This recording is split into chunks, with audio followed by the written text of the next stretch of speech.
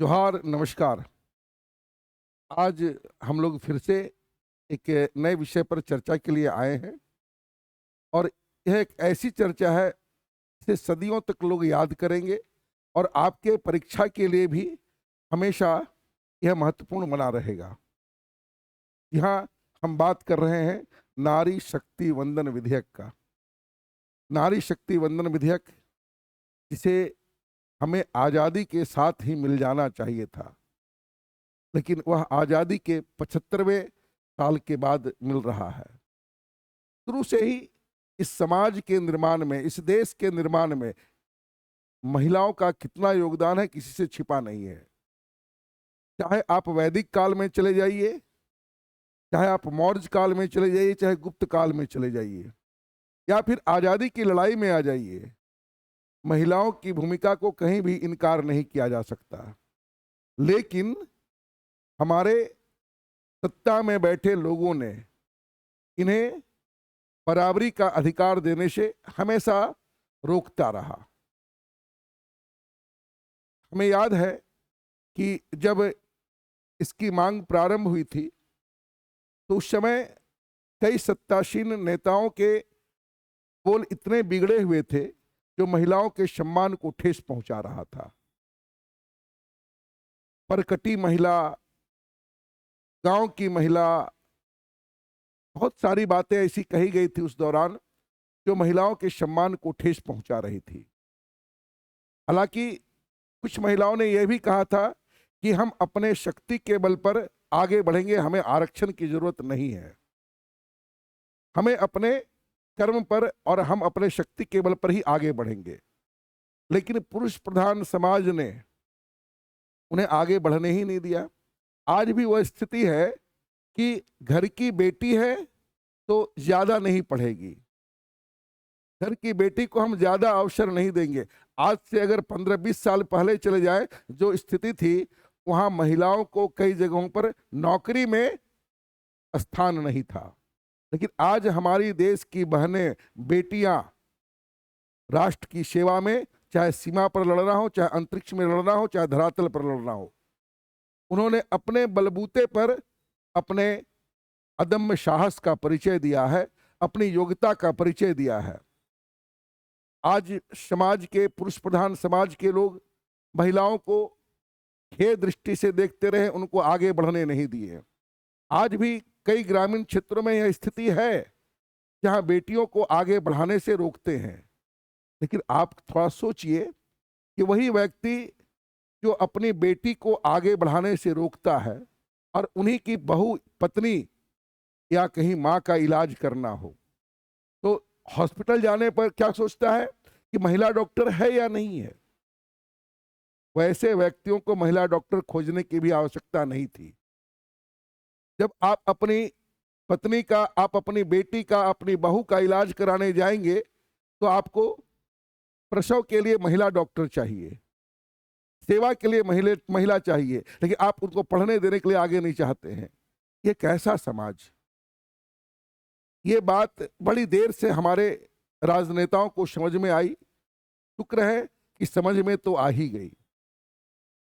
4 प्रधानमंत्री, 10 अलग अलग प्रयास के बाद आज आजादी के 75वें वर्ष के बाद यह नारी शक्ति वंदन विधेयक पारित हो पाया, और उसके साथ साथ राष्ट्रपति महोदया ने उसे अपनी मंजूरी भी दे दी। यानी अब जिस दिन सरकार इसे राजपत्र में या गजट में प्रकाशित कर देगी, अधिसूचित कर देगी, उस दिन से यह लागू हो जाएगा। हालांकि लागू होने में अभी कुछ प्रक्रियाएं बाकी है, परिसीमन का आना, नई जनगणना का होना, ये बाकी रह गया है। लेकिन अगर इसके आ जाने से हमारे देश में महिलाओं को लोकसभा और राज्यों के विधानसभाओं के साथ साथ दिल्ली के विधानसभा में 33% यानी 1/3 हिस्सा आरक्षण मिल जाएगा। हालांकि तकनीकी पहलू बहुत सारी आएगी, और उसको हम एक एक करके देखेंगे इस दिशा में हुआ अब से क्या क्या हुआ। आज उसी दिशा पर विचार विमर्श करने के लिए, उसी दिशा में हम बात करने के लिए यहाँ आए हुए हैं।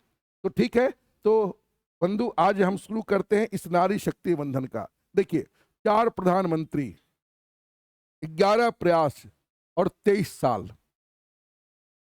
ये इतने लंबे समय लग गए हमें इस बात को बताने में कि महिलाओं को भी समाज में पर्याप्त स्थान मिलना चाहिए। जब नहीं दिया जा रहा है तो कानून बनाकर हम क्यों ना दे दें? ये पहले क्यों नहीं हुआ? अब ये सारे प्रयास देखिए, पहला प्रयास जब संयुक्त मोर्चा की सरकार थी तो देवगौड़ा ने 1996 में लाया। उसके बाद अटल बिहारी वाजपेयी ने इसे 3 बार लाया, 4 बार लाया। उसके पश्चात आए हमारे मनमोहन सिंह, वह राज्यसभा में तो पारित करवा दिए, लेकिन लोकसभा में वह पारित नहीं करवा पाए। नरेंद्र मोदी सरकार को भी इस विधेयक को लाने में 9 साल लग गए। ये 70वें वर्षगांठ में मिला, जबकि 2014 में उन्हें सत्ता मिली। वह चाहते तो 2014 में भी ला सकते थे, लेकिन खैर देर से ही आए लेकिन दुरुस्त आए। अंततः नरेंद्र मोदी के कार्यकाल में यह पूरा हो गया। अब इसके पहले क्या क्या प्रयास हुए वहां मैं आपको ले चलता हूं। देखिए, यहां लिखा कि महिला आरक्षण बिल का कालचक्र, महिला आरक्षण विधेयक यानी नारी शक्ति वंदन विधेयक, ये जो हम देख रहे हैं, ठीक है, सफर 1999 से लेकर 2023 तक का। जब हमारे देश में इंदिरा गांधी प्रधानमंत्री थी, देश की पहली और अब तक की पहली महिला प्रधानमंत्री, देश की पहली और अब तक की पहली महिला प्रधानमंत्री इंदिरा गांधी। 1975 में एक रिपोर्ट आई, टुवर्ड्स इनइक्वालिटी। इस रिपोर्ट में महिलाओं की तत्कालीन स्थिति का विवरण दिया गया था और उस विवरण में यह कहा गया था, उस विवरण में यह बताया गया था कि रिपोर्ट में आरक्षण की बात कही गई थी और इसमें तैयार करने वाले कमेटी के लोगों का अधिकांश का यह मानना था कि महिलाओं को आरक्षण के माध्यम से नहीं बल्कि स्वयं के बलबूते पर आगे बढ़ना चाहिए। और ऐसा महिलाओं ने कर भी दिखाया। आप आरक्षण नहीं दिए तो भी वह अंतरिक्ष तक पहुंच गई। आज इसरो में, आज देश की रक्षा की सेवा में, वित्त सेवा में, सभी जगह महिलाओं का अपना वर्चस्व। ऐसा देश का कोई क्षेत्र अब नहीं बचा है जहां महिलाओं का बराबर का योगदान नहीं रहा है। खैर चलिए, अब कहते हैं कि सबसे पहले 81वां संविधान संशोधन 12 सितंबर 1996 को संयुक्त मोर्चा की सरकार, एचडी देवगौड़ा की सरकार के समय में तत्कालीन कानून मंत्री हमारे थे रमाकांत डी खलप ने पहली बार महिलाओं को आरक्षण देने के लिए संसद में विधेयक लाया। उस समय मुलायम सिंह यादव, लालू प्रसाद यादव जैसे पुरुष समाज प्रधान वाले लोग इस विधेयक को पारित होने नहीं दिया, इस विधेयक को पारित नहीं होने दिया। अब उसके बाद जब दूसरा प्रयास हुआ कि जून 1997 में फिर से इस विधेयक को पारित कराने का प्रयास हुआ, तब शरद यादव ने कहा, ये शब्द बार बार कही जाती है, आज भी आप समझ सकते हैं, प्रकटी महिलाएं हमारी महिलाओं के बारे में क्या समझेंगी और क्या सोचेंगी। यानी प्रकटी का मतलब यहां पर बॉब कट वाली कहना चाहते थे, आधुनिक सोच वाली महिलाओं को कहना चाहते थे। और उन महिलाओं के संदर्भ में ही यह शब्द कही गई थी और यह भी उस समय पारित नहीं हुआ। जब अटल बिहारी वाजपेयी जुलाई 1998 में प्रधानमंत्री बनते हैं तो उस समय हमारे देश के कानून मंत्री बनते हैं एम थम्बी दुरई, और एम थम्बी दुरई के कार्य के द्वारा, उनके द्वारा यह विधेयक लाया गया, लेकिन वह भी असफल रहा। यानी तीसरा प्रयास जहां पर हम महिलाओं को सम्मान देने के लिए, महिलाओं को बराबरी का अधिकार देने के लिए, महिलाओं को आरक्षण देने के लिए विधेयक को लाए, लेकिन यह प्रस्ताव पारित नहीं हो पाया।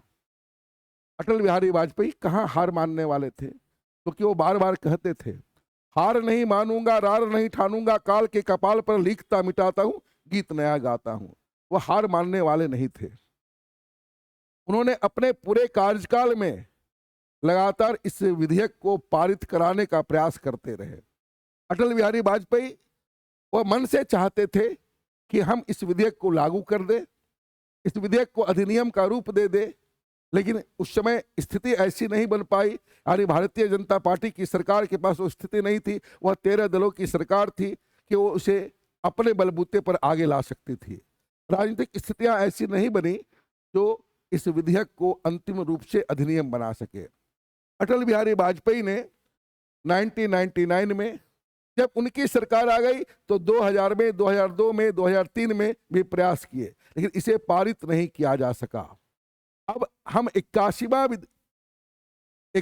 विधेयक से, संविधान संशोधन विधेयक से हमने इसकी शुरुआत की थी और यह पहुंच गया 108 में।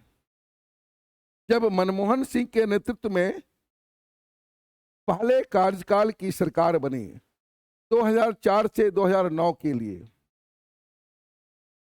उस दौरान जब चुनाव का बारी आया, यानी 2009 निकट आने लगा, तो इस विधेयक को मनमोहन सिंह ने लाया और उस समय कानून मंत्री के रूप में थे HR भारद्वाज।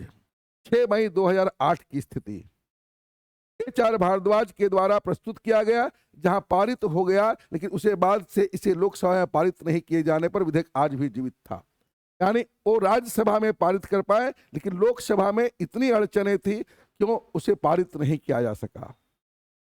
राज्यसभा में इस विधेयक को पारित किया जा चुका था और हमें यह पता है कि राज्यसभा जो हमारे संसद का ऊपरी सदन है, कभी नहीं भंग होने वाली सदन है। उसमें अगर किसी विधेयक को पारित कर दिया जाता है तो वह हमेशा के लिए जिंदा रहती है, और वह जब तक, क्योंकि लोकसभा कभी भंग नहीं हो रही है, इसलिए उसके मंजूरी को अगले लोकसभा के लिए भी मान लिया गया कि वो राज्यसभा में पारित विधेयक था।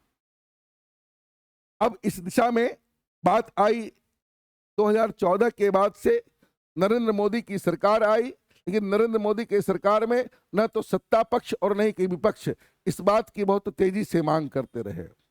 इससे पहले की स्थिति को देखकर, जहां पर संसद भवन में हमारे सांसद धोती उठा के, कुर्ता फाड़ के इसका विधेयक का विरोध करते रहे, कई नेताओं ने सभापति के पटल पर जाकर पन्ने को फाड़ दिया, विधेयक को फाड़ दिया। वह दृश्य भी आज हमारे सामने है। यानी इस विधेयक को लाने से पुरुष प्रधान समाज अपने अधिकारों को कम होता देख रहा था कि अगर हम आज तैयारी कर रहे हैं जमशेदपुर लोकसभा क्षेत्र से, हम तैयारी कर रहे हैं रांची लोकसभा क्षेत्र से, वो अगर आरक्षित हो गया तो मेरा क्या होगा, तो मेरा क्या होगा। और इसी कारण से महिला आरक्षण विधेयक को सरकार ने कभी पारित नहीं होने दिया, पुरुष प्रधान समाज ने कभी पारित होने नहीं दिया। जब ये बात आगे बढ़ते गई और आज देखा कि महिलाएं हर स्थिति में आगे है, और हम अपने देश को अगर सचमुच आगे बढ़ाना चाहते हैं तो उन्हें बराबरी का अधिकार दे देना होगा, उन्हें बराबरी का अधिकार दे देना होगा। ऐसे 1993 में हमने उसे अधिकार दिया, लेकिन कहां, निचले स्तर पर। स्थानीय निकायों में उन्हें 33% आरक्षित सीट के लिए पूरा प्रावधान कर दिया गया। 73वें संविधान संशोधन और 74वें संविधान संशोधन, ये दोनों के द्वारा हमने पंचायती राज व्यवस्था या शहरी निकाय में महिलाओं को 33% का आरक्षण दे दिया। उन्हें हमने, कई राज्यों ने 50%, कई राज्यों ने 60% भी दिया है। लेकिन क्या नीति निर्धारण करने वाले तत्व नीचे के लोग थे? नहीं, उन्हें आप नीचे ही देकर खुश रखना चाहते थे। और नीचे क्या हुआ कि जहां महिलाओं को आरक्षण मिला, जहां वह मुखिया बनी, जहां वह पंचायत समिति सदस्य बनी, जहां वह जिला पार्षद बनी, एक केवल वो छाया बन के रह गई। और मुखिया पति सामने आ गए, पंचायत पति सामने आ गए, जिला पार्षद पति सामने आ गए। ये अपने आसपास के क्षेत्र में आप नजारा देख सकते हैं। हमें याद है कि मैं जब 3rd JPSC का साक्षात्कार दे रहा था तो लक्ष्मी सिंह हमसे पूछी थी, उस समय हमारे बोर्ड की अध्यक्ष वही थी, कि आखिर मुखिया पति की समस्या को कैसे समाधान किया जा सकता है। बड़ा ज्वलंत मुद्दा था उस समय, क्योंकि हमारे झारखंड राज्य में 2010 में पहली बार पंचायत चुनाव हुआ था, और पंचायत चुनाव के बाद यह दृश्य आम हो गया था कि महिला जीती है लेकिन सारा काम उसके पति कर रहे हैं, और मुखिया पति कहलाने लगे थे। तो उस समय हमने पंचायतों में दे दिया, हमने स्थानीय निकायों में दे दिया, नगर पंचायतों में दे दिया, नगर निगम में दे दिया, नगर पालिका में दे दिया, लेकिन आप संसद भवन में या फिर विधानसभा में उन्हें क्यों नहीं दिया? नीति तो बनने वाली संस्था या तो आपका विधानसभा है या तो फिर आपका संसद है।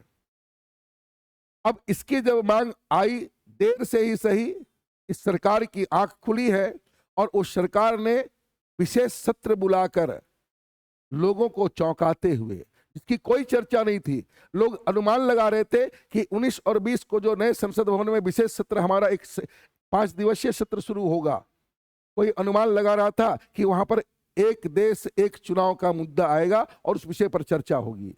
लेकिन अचानक यह बात आई कि महिला आरक्षण विधेयक को लाया जा रहा है और नरेंद्र मोदी की सरकार ने, ये एनडीए की सरकार ने यहाँ पर उस विधेयक में थोड़ा कुछ बदलाव करते हुए कह दिया, यह विधेयक नारी शक्ति वंदन विधेयक कहलाएगा। सचमुच नाम के अनुरूप है, वह सचमुच उस शक्ति के वंदन के योग्य है। विधेयक का नामकरण सचमुच बहुत अच्छा था और अच्छा है भी। अब ये वंदन के योग्य है। अब ये जब लाए तो 81 का सफर, यानी 1996 का सफर जो शुरू हुआ था वह पहुंच गया 2023 में। हमने जो 81वां संशोधन लाया था, इसके बाद 127 संशोधन हो चुके थे, 128वां नंबर का संशोधन विधेयक लाया गया। इसे 20 सितंबर को लोकसभा में और 21 सितंबर को राज्यसभा में पारित कर दिया गया। देख रहे कि 128वां संविधान संशोधन विधेयक है, ये पारित कर दिया गया। अब इसमें यह प्रावधान किया गया कि लोकसभा यानी हमारे संसद का निचली सदन, हमारे संसद का प्रथम सदन, जनता की सदन लोकसभा, और राज्यों के विधानसभाओं, जो राज्य के विधानसभा, जो राज्य का प्रथम सदन होता है, निम्न सदन होता है और अस्थायी सदन होता है, नीति निर्धारित करने वाला सदन होता है। हालांकि हमारे देश के 28 राज्यों में से द्विसदनीय व्यवस्था बहुत कम में ही है। जिन राज्यों में है वह राज्य के बदले में उस राज्य में आपका निम्न सदन में यह व्यवस्था दे दी गई कि लोकसभा राज्यों के विधानसभाओं और साथ साथ दिल्ली विधानसभा, जो केंद्र शासित प्रदेश दिल्ली है, वहां के विधानसभाओं में यह व्यवस्था लागू हो जाएगी कि अब उनके चुनाव में कुल सीटों का 33% सीट महिलाओं के लिए आरक्षण रहेगा। यानी हमारे देश में सांसदों की, महिला सांसदों की संख्या बढ़ेगी और 1/3 हो जाएगी, ताकि वह नीति निर्धारण करने में एक प्रमुख भूमिका निभा सके, एक महत्वपूर्ण भूमिका निभा सके। अन्यथा पुरुष प्रधान समाज उन्हें आगे आने नहीं देती है। हम ही अपने घर के लोगों को नहीं कहेंगे कि आप राजनीति करो, आप भी रोकेंगे, सब लोग रोकते रहे, लेकिन अब ये आशा है कि मजबूरी बन जाएगी, जिनकी लालसा या जिनका उद्देश्य राजनीति में आना है, अब महिलाएं भी खुलकर आ सकती हैं और उनको ये अवसर मिलेगा। अब इस विधेयक को दोनों सदनों से 21 तारीख को राज्यसभा में लगभग 10 घंटे के चर्चे के बाद मंजूरी दे दी गई, यानी हमारे संसद ने इसे पारित कर दिया। बारी थी राष्ट्रपति महोदया की। राष्ट्रपति महोदया ने भी बिना देर किए केवल 1 सप्ताह के अंतराल के बाद ही उन्हें 29 तारीख को स्वीकार कर दी और स्वीकृत करने के बाद यह हमारे देश का 106वां संविधान संशोधन अधिनियम, देखिए अब तक यह विधेयक था, और 106वां अधिनियम के रूप में यह पारित हो गया। इसे राष्ट्रपति की मंजूरी मिल गई। अब ये लागू होने में जो थोड़ी बहुत अड़चनें हैं उसे भी अब दूर करने में देर नहीं लगेगा। मूल अड़चन नीति का निर्धारण करने में था, वह नीति का निर्धारण हो गया। अब इसके बाद की जो प्रक्रिया होगी, उस प्रक्रिया में हम उसके तकनीकी पहलू और एक एक पहलू को जानेंगे। अब इसके बाद कहा गया कि ये तो है ही, लेकिन अब कुल सीटों में से, यानी कि आपके इस समय लोकसभा में कुल सीटों की संख्या 543 है और इसका 1/3 अगर हम लेंगे तो यहां पड़ जाएगा 181 सीट हमारे संसद भवन में वर्तमान समय में महिलाओं के लिए सुरक्षित हो गई। अब बात उठी कि भाई इसमें तो एससी और एसटी का भी प्रावधान होना चाहिए। निश्चित तौर पर है, एससी और एसटी का भी प्रावधान होना चाहिए। तो आपको यह पता है कि हमारे लोकसभा में महिलाओं के लिए, एससी के लिए, एससी महिलाओं के लिए और एसटी महिलाओं के लिए, एससी के लिए कुल सीटें 84 है और यहां पर कुल सीटें 47 है। ये संपूर्ण सीटों की संख्या है। यानी हमारे देश के संसद में अनुसूचित जाति के लिए 84 सीटें हैं और अनुसूचित जनजाति के लिए 47 सीटें हैं। अब इनमें से 1/3 सीट अनुसूचित जाति के महिलाओं को मिलेगी और 1/3 सीट अनुसूचित जनजाति के महिलाओं को मिलेगी। यानी इसमें देखिए ये लिखा गया, लोकसभा और राज्यों की विधानसभाओं में अनुसूचित जाति एससी, अनुसूचित जनजाति एसटी के लिए सीटें आरक्षित है। इन आरक्षित सीटों में से, यानी इन आरक्षित सीटों में से, ये जो आरक्षित सीट हैं इसी में से 1/3 सीट महिलाओं के लिए आरक्षित की जाएगी। अब आगे बात उठेगी क्या? देखिए उसी को हमने कहा है, इस समय लोकसभा में 131 सीटें एससी एसटी के लिए आरक्षित है। यानी आपको बताया क्या, एससी के लिए 84, एससी के लिए 47, यानी ये कुल संख्या हो गई 131। अब यहां से इनमें से हम 1/3 सीट महिलाओं को देंगे, तो उसको देने के बाद हमारे ये सीट बचेंगे, 43 सीट जो होगा यह महिलाओं के लिए आरक्षित हो जाएगी। इसका मतलब यह हुआ कि महिलाओं के लिए आरक्षित 181 सीटों में से 138 सीट सामान्य जाति के लिए होगा और बाकी जो शेष बचे हुए हैं वह सीट अनुसूचित जाति और जनजाति के महिलाओं के लिए होगी। अब इसके बाद की प्रक्रिया क्या होगी, कब प्रभाव में आएगा? सबके मन में यह होगा, क्या यह जो अधिनियम पारित हुआ है, इस अधिनियम को जिसको मंजूरी दे दी गई है, क्या 2024 में यह सतह पर आएगा? क्या इसकी औपचारिक रूप से इसे लागू कर दिया जाएगा? तो नहीं। तो आपका जवाब होना है नहीं। इसमें कहा गया क्या, सबसे पहले संसद के दोनों सदनों, लोकसभा और राज्यसभा में इस विधेयक को 2/3 बहुमत से पास करा दिया गया। इसके बाद जनगणना होगी। हमें पता है कि हम 1881 से अपने भारत में जनगणना का कार्य कर रहे हैं। हालांकि सबसे पहले प्रायोगिक तौर पर 1872 ईस्वी में लॉर्ड मेयो के द्वारा जनगणना की प्रक्रिया शुरू की गई थी और जब रिपन आए तो रिपन ने 1881 से हर 10 वर्ष के अंतराल में नियमित जनगणना की प्रक्रिया को प्रारंभ करवाया। अब उसके बाद से हर 10 साल में जनगणना होती आ रही है। उस जनगणना के अनुसार भारत की जनगणना 2021 में होनी थी, लेकिन कोविड के कारण यह जनगणना का कार्य नहीं हो पाया। अब जैसे पिछले दिनों गृह मंत्री अमित शाह ने यह बयान दिया कि चुनाव की प्रक्रिया को पूरा होते ही, यानी वर्ष 2024 में जो चुनाव होना है लोकसभा का, उस चुनाव की प्रक्रिया के पूरा होते ही हम जनगणना की प्रक्रिया को शुरू कर देंगे। अब यहां बोल रहे कि नए सिरे से अब जनगणना होगी और उसके बाद परिसीमन। ये परिसीमन क्या है, यानी हमारे लोकसभा और राज्यों के विधानसभाओं के सीटों की संख्या जो निर्धारित है पहले से ही, हम उसे वर्ष 2026 तक नहीं बढ़ा सकते हैं। यह एक अलग विषय है कि आखिर क्यों नहीं बढ़ा सकते हैं। तो बढ़ाने के लिए उत्तर भारत और दक्षिण भारत में 2 खेमों में बट गया था जनसंख्या को लेकर। तो उस समय यह प्रावधान किया गया था कि हम वर्ष 2026 तक अपने देश में संसद के सदस्यों की संख्या को नहीं बढ़ाएंगे और नहीं आपके विधानसभा में करेंगे।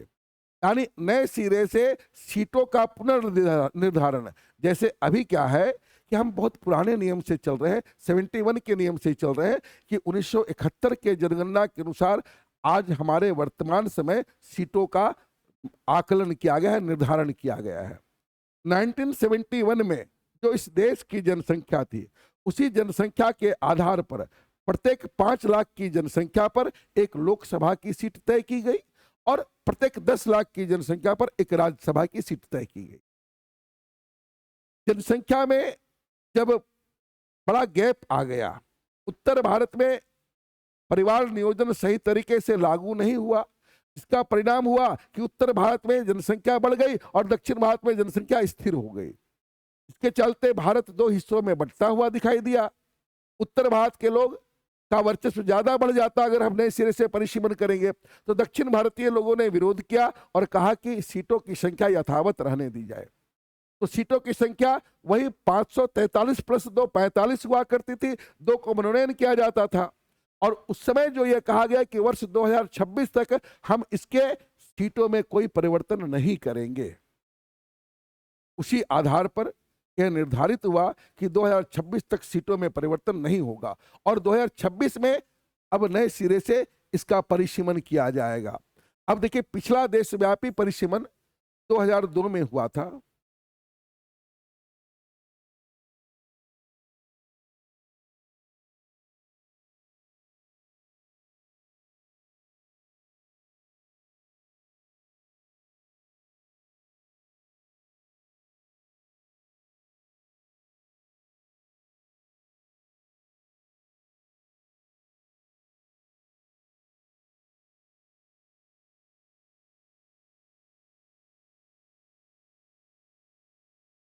क्षमा चाहता हूं इस रुकावट के लिए, लेकिन अब मैं आपको यह बता रहा था कि सीटों की संख्या 2026 में नए सिरे से निर्धारित होगी और इसी को ख्याल में रखते हुए ही हमारे इस नए संसद भवन का भी निर्माण किया गया है।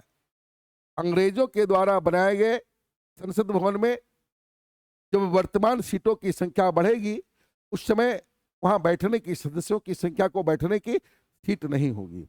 हमने दूरगामी स्थिति को देखते हुए अपने नए संसद भवन को तैयार किया है और इस नए संसद भवन की कार्रवाई को औपचारिक रूप से शुरू भी कर दी गई है। हमने 19 तारीख को इसकी पहली बैठक की और 18 को अंतिम बैठक थी पुराने संसद भवन को, इसे अब राष्ट्रीय धरोहर के रूप में शामिल कर लिया जाएगा और अब जब शीतकालीन सत्र, नियमित सत्र शीतकालीन सत्र होगा तो नए संसद भवन में ही होगा। जब 2026 में सीटों की संख्या बढ़ जाएगी, ये 543 है अभी, हो सकता है कि 700 हो जाए, हो सकता है कि 720 हो जाए। अब परिसीमन के माध्यम से तय होगा कि हमारे लोकसभा का सीटों का पुनर्निर्धारण कैसे किया जा रहा है। अब उसके बाद देखिए, अंतिम बार जो है देशव्यापी परिसीमन 2002 में हुआ था, लेकिन कुछ राज्य जिसमें नहीं हो पाया था वो आपके पूर्वोत्तर राज्य थे और झारखंड भी उसमें शामिल था। इसे 2008 में लागू किया गया था। परिसीमन की प्रक्रिया पूरी होने, लोकसभा और राज्य विधानसभाओं के भंग होने के बाद महिला आरक्षण प्रभावी हो सकता है। अभी ऐसा लग रहा है कि 2024 के लोकसभा चुनाव के पहले महिला आरक्षण का लागू होना संभव नहीं है। लागू हो जाने के बाद यह आरक्षण कितने दिनों के लिए दिया जाएगा?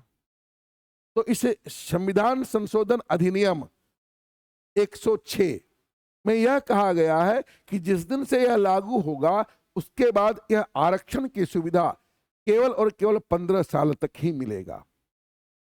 चलिए, कोई बात नहीं। ऐसा ही हुआ था जब हमने अनुसूचित जाति और जनजाति के लोगों को आरक्षण दिया था।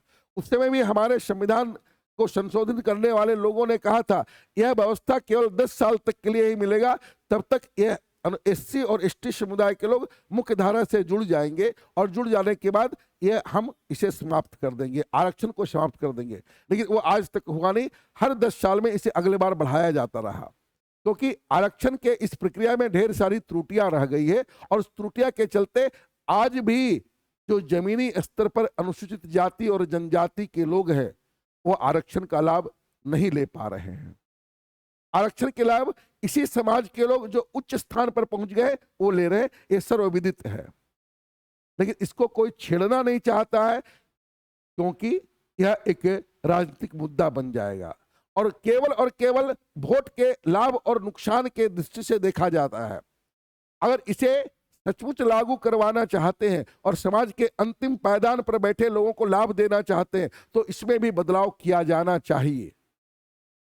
इसमें भी बदलाव किया जाना चाहिए ताकि समाज के अंतिम पायदान पर बैठे अनुसूचित जाति और जनजाति के लोगों का आरक्षण का लाभ मिल सके। खैर, ये आरक्षण अलग की मुद्दा है, उस पर भी कभी आऊंगा।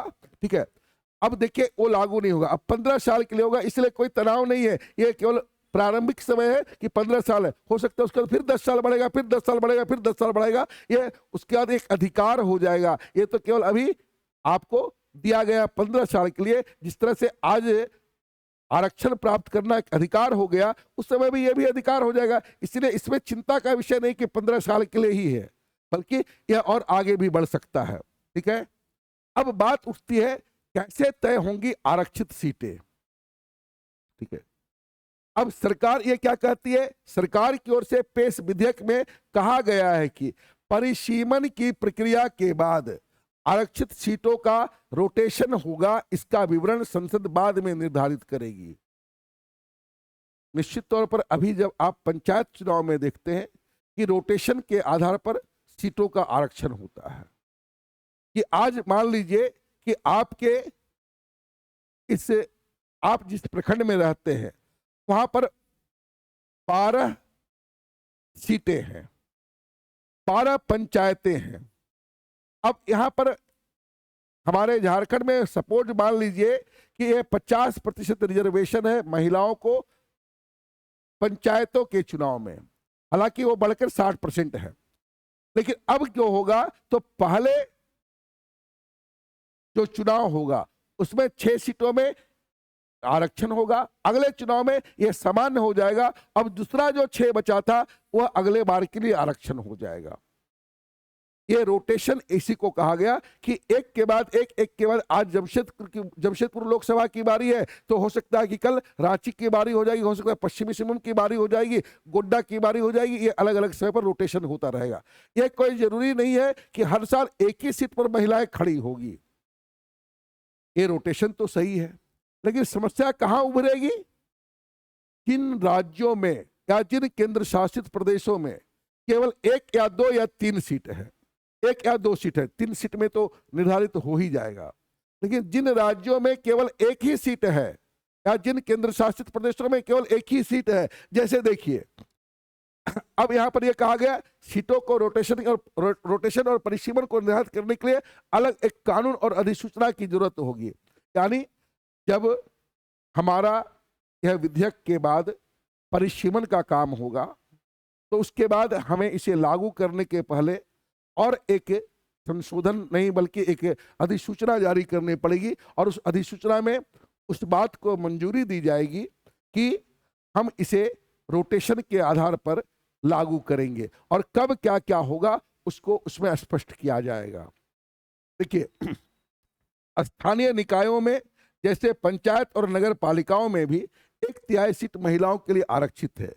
इनमें हर चुनाव में सीटों का आरक्षण बदलता रहता है, यानी रोटेशन होता रहता है। अनुसूचित जाति के लिए सीटें किस निर्वाचन क्षेत्र में उनकी आबादी के अनुपात पर आरक्षित की जाती है। अब SC ST के लिए जहां पर अब रोटेशन अगर है, लेकिन आप समान सीट में अगर कह दे कि वहां SC के लिए रिजर्व हो जाएगा, तो यह थोड़ी तकनीकी दिक्कतें आएगी। कि अब सपोज मान लीजिए कि आपका जमशेदपुर लोकसभा क्षेत्र जो समान है, रोटेशन में इसकी बारी आ गई, लेकिन आप इसमें तो नहीं दे सकते हैं, क्योंकि यहाँ पर अधिकांश जनसंख्या उनकी नहीं है जिनके लिए आरक्षण दिया जा रहा है। तो हमारे इस संसदीय लोकसभा के लिए कहा जाए तो झारखंड में कुल 14 सीटें हैं, और इस 14 सीट में आपके 5 सीट ST के लिए निर्धारित है। अब जहां ST का पॉपुलेशन नहीं है वहां हम निर्धारित कर नहीं सकते हैं, तो उस स्थिति में बदलाव लाने के लिए हमने रोटेशन का प्रक्रिया को अपनाने की बात कही है। अब वहां पर दिक्कत क्या है, जो छोटे राज्य हैं जहां पर हमने कहा कि लोकसभा या राज्यसभा की एक ही सीटें हैं, जैसे दिखाई दे रहा है, जैसे लद्दाख, पुडुचेरी, चंडीगढ़, ये सब केंद्र शासित प्रदेश हैं, वहां लोकसभा की एक ही सीट है, वहां 1/3 कैसे लागू करेंगे।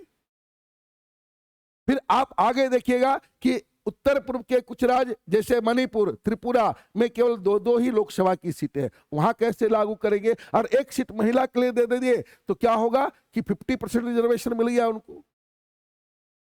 उन राज्यों के लिए कैसे हम तय करेंगे? एक विचारणीय प्रश्न था जो हमारे विद्वान सांसदों ने ये देखा कि भाई उन राज्यों में तकनीकी पहलू आएगी। कानून मंत्री अभी वर्तमान समय ने जिन्होंने इसे अर्जुन मेघवाल ने इसे प्रस्तुत किया। वर्तमान कानून मंत्री, विधि मंत्री हमारे देश के अर्जुन मेघवाल हैं। वो सारे पहलुओं को देखने के बाद इसे विधेयक के रूप में लाया और उसे अंतिम रूप देने के लिए ऐसा कोई कसर नहीं छोड़ा ताकि कल के लिए कोई समस्या उत्पन्न हो जाए। तो उन राज्यों के लिए क्या कहा गया? देखिए, हालांकि पिछले महिला आरक्षण विधेयक में इस मामले से निपटा गया था। साल 2010 में जब राज्यसभा की ओर से पारित किए गए विधेयक में कहा गया था कि जिन राज्यों या केंद्र शासित प्रदेशों में केवल एक सीट है, वहां एक लोकसभा चुनाव में वह सीट महिलाओं के लिए आरक्षित होगी। ठीक है, अगले तो चुनाव में वह सीट आरक्षित नहीं रहेगी। यानी अब कहा गया कि पहला लोकसभा जब चुनाव होगा वहां तो महिला के लिए होगा, अगली 2 बार वो महिलाओं के लिए नहीं होगा। फिर अगर आरक्षण का अवधि 15 साल से अधिक बढ़ा दिया गया तो फिर तीसरे बार में महिला के लिए होगा, चौथी 5वीं बार में महिलाओं के लिए नहीं होगा। यानी उसके लिए भी एक फॉर्मूला तय कर दिया गया कि जिन राज्यों में या जिन केंद्र शासित प्रदेशों में केवल एक ही सीट है, उस क्षेत्र में जनगणना, उस क्षेत्र में सीटों का आरक्षण 1 बार महिला के लिए, 2 बार सामान्य के लिए, 1 बार महिला के लिए, 2 बार सामान्य के लिए, 2 बार सामान्य के लिए, 1 बार महिला के लिए होगी। और अब कहा गया जिन राज्यों में 2 सीटें हैं वहां भी 1/3 हम कैसे करेंगे? और अगले 2 चुनाव में वह सीट आरक्षित नहीं रहेगी। वहीं 2 सीटों वाले राज्यों में, वहीं 2 सीटों वाले राज्यों में क्या होगा? 2 लोकसभा चुनावों में 1 सीट आरक्षित होगी। यानी अब सपोज मान लीजिए कि 2029 में लागू होता है, 2029 में और 2034 में वह 1 सीट जो होगा वह महिला के लिए रिजर्व होगा, जबकि तीसरे चुनाव में वह महिलाओं के लिए कोई सीट आरक्षित नहीं होगी। यानी यहां भी उनको बराबर अवसर देने, यहां भी उनको बराबर सम्मान देने और इसके लिए यह प्रावधान किया गया। हमें उम्मीद है कि आपको इस वीडियो से जरूर ज्ञान मिली होगी, आपका जो भ्रांतियां होगी वह दूर हुआ होगा कि आखिर 4 प्रधानमंत्री, देवगौड़ा,